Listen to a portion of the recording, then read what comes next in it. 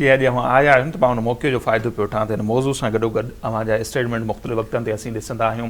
त पोइ उहे इवन गादी नशीन हुजनि अवां उन्हनि खे बि पिया चैलेंज कंदा आहियो मुला हज़रत सभु मौलाना असां लाइ क़ाबिल एतिराम आहिनि सभु पर उन्हनि जा कुझु अहिड़ा आहिनि जेके नथा चाहिनि त शायदि जेका असल दीन जी राह आहे उन ते हलिजे पोइ उहे अहिड़े क़िस्म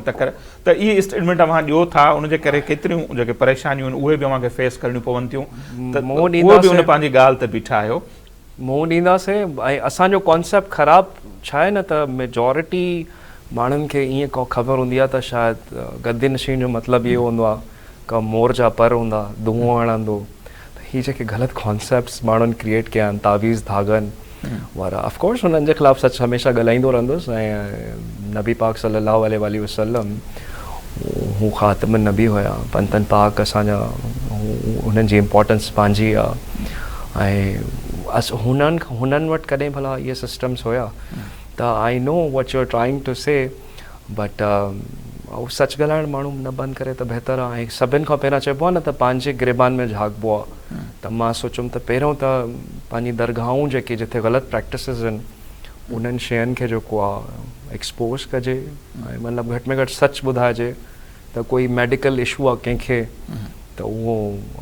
बजाए जो कंहिं तावीज़ धागनि वारे ॾे वञे U should concern to a hospital और अ डॉक्टर बिफोर जीअं उन दौर में बि जंगूं थींदियूं त नबी पाक सल्लल्लाहु अलैहि वसल्लम जे काफ़िलनि में तबीब हूंदा हुआ तावीज़ धागनि वारा न हूंदा पर सॉरी टू से सिंध में असां बार बार चवंदा सभु असां लाइ क़ाबिल एतिराम आहिनि पर कुझु दरगाहूं अहिड़ियूं बि आहिनि जंहिंजे लाइ मशहूरु आहे त उते ऑपरेशन्स थियनि था माण्हू वञनि था वरी चवनि था राति जो को ऑपरेशन थियो छा इहो सभु छा आहे नेठ आई थिंक सो अलाह वारा फ़क़ीर अॼु बि आहिनि लेकिन हीउ जेको बिज़नेस ठही वियो आहे न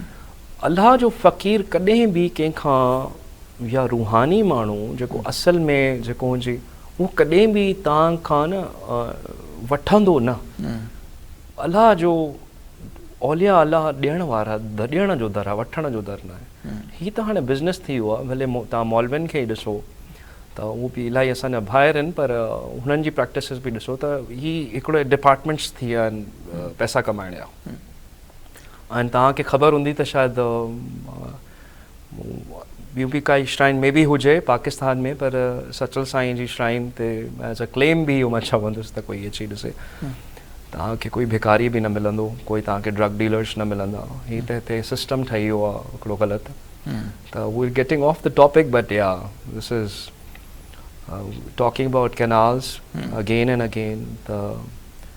ये न ठहंदा इंशाल्लाह and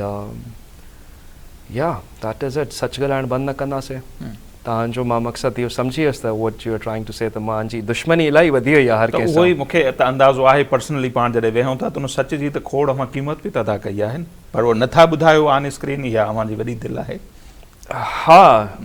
मां उन्हनि खे फील्ड में फेस कंदुसि इंशाल्लाह पर इहो आहे त अलाह मदीने वारो सरकार मूंसां गॾु आहे मुंहिंजी पार्टी क़यादत मूंसां गॾु आहे that is more than enough thank you मौला अव्हांखे सिहत ऐं वरी जमा अता करे सदाईं ईअं आबाद हुजो सच सां गॾु बीठा हुजो ऐं इहा ई मुंहिंजा असांखे उमेदु आहे छाकाणि त जंहिं गादी सां गॾु अवां सलाहियल आहे हुनजो त पैगाम इहो ई आहे